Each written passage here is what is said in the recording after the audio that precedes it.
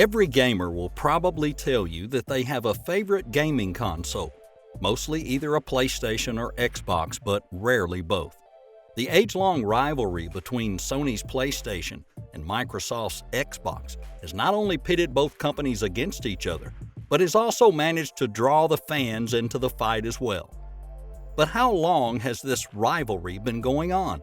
And what trick has each company pulled out of their sleeve to outdo the other? To find that out, stick around to the end of this video. We'll take a deep dive at the rivalry between these two giants. Although today Xbox and PlayStation are well-known rivals who seem to have always been at each other's throats, the reality is that one came long before the other. While Microsoft and Xbox are household names in the gaming industry today, Sony and PlayStation have a few years on Microsoft and Xbox in terms of seniority. Sony, which was already a household name in electronic devices way back in the day, decided to branch out into the industry with its very first console. Sony announced it would be making its first game console at the Consumer Electronics Show back in 1991 under the name PlayStation. The announcement was initially in collaboration with Nintendo. However, by 1994, when the game console was released, the collaboration had been dissolved, with Sony still going ahead to make the console on its own. Sony launched the PlayStation in Japan with huge success, as the console sold over 10,000 units on the very first day and would go on to sell 2 million units in the next 6 months. Amazed by the console's success, Sony enlisted the services of numerous game developers in building its game collection, making over 400 different games available to consumers. Some of the best-selling games in PlayStation history were developed during this period. Of course, this collection includes games like Final Fantasy VII, Tekken, Gran Turismo, and Crash Bandicoot. Before we go further into the rivalry, you should know that the game console wasn't the only thing Sony ventured into. What made the company's move so successful was the addition of other peripheral devices, like a memory card for saving game progress, which came in 1 megabyte sizes. There was also an analog joystick, a dedicated PlayStation mouse, and a link cable to connect two consoles for multiple players on different consoles. The PlayStation being a huge success, Sony released the PlayStation 2 a few years later in 2000. Sony PlayStation 2 will be the biggest thing to come along since TV was invented. The buzz on this product is that strong. Which was a few months apart from one of its biggest competitors like the Sega Dreamcast and the Nintendo GameCube. But none of them would be as competitive as the Xbox, which would come out a year later. The PlayStation 2 is a slimmer version of the PlayStation 1 with several major upgrades. But most importantly, it was still compatible with PlayStation 1 games, giving it a wide array of game choices. The PlayStation 2 would see more success than any other game console in the world at the time and would go on to become the first console to sell over 100 million units worldwide. After years of pitching the idea to Bill Gates, Microsoft was ready to develop and launch its very own game console and present it to the world.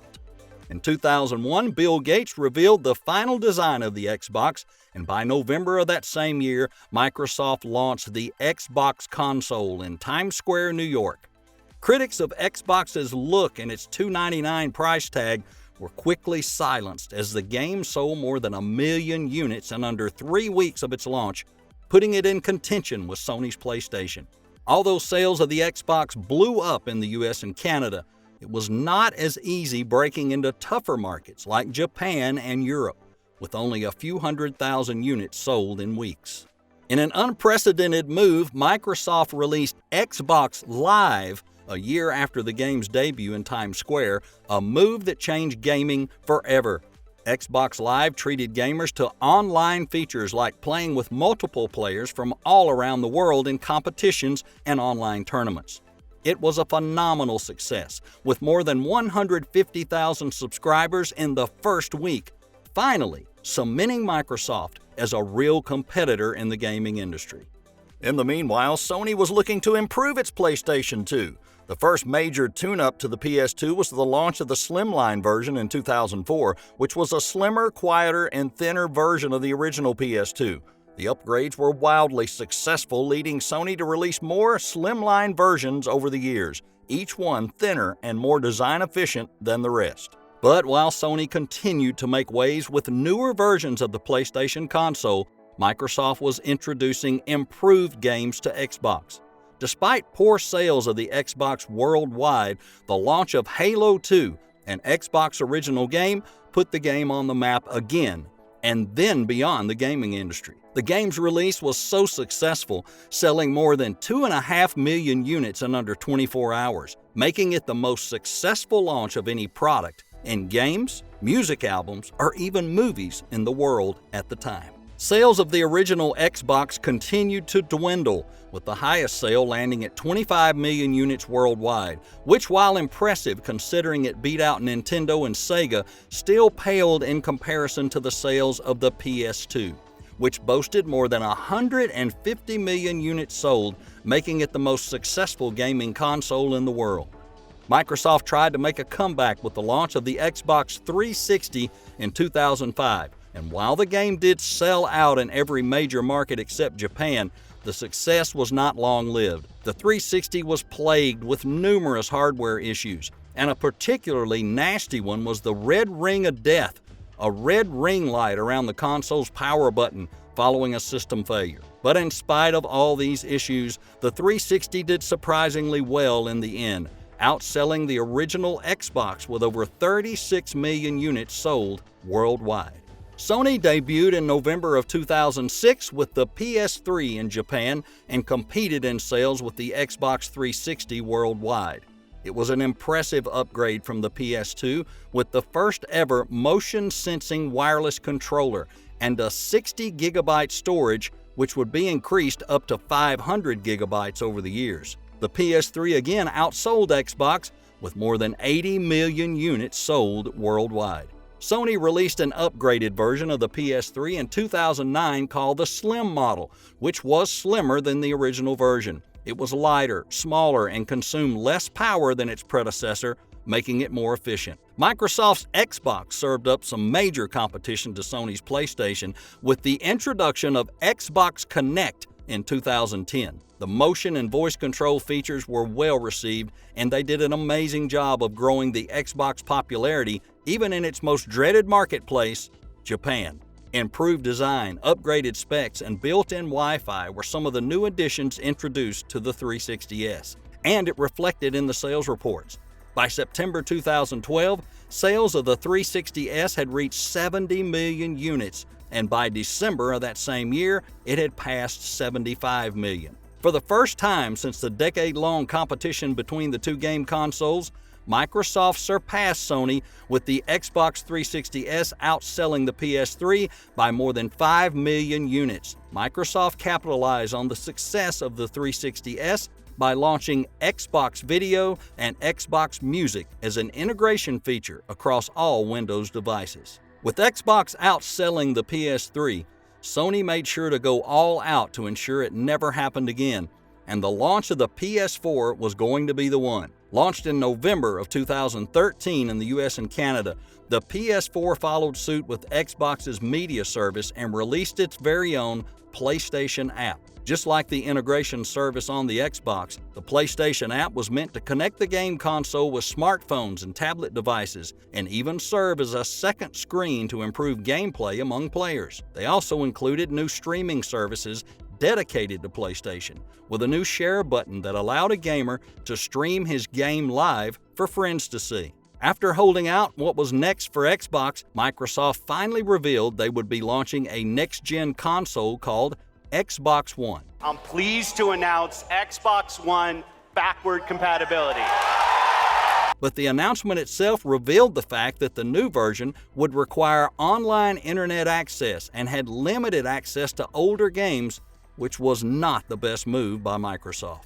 The company announced this at the ES 2013 convention in Los Angeles, and as per tradition, they had their presentation before Sony. We can evolve what you love to make it decidedly better, and deliver breakthrough innovations. Microsoft revealed the upcoming Xbox One would sell for $500, in addition to a limited online access feature that gamers weren't really happy with. Everything blew up in Microsoft's face when Sony made its presentation later that day, revealing the PS4 would have a reduced price of $400 and no online access restrictions and no limit on old games. This was the knockout punch for Microsoft and seemingly an act of revenge for Xbox outselling the PS3. Feeling the backlash from the convention, Microsoft announced that it would be rethinking its stance on the online access requirements for the Xbox One. After its release, the Xbox turned out to be a good move by Microsoft after the company opted to entirely remove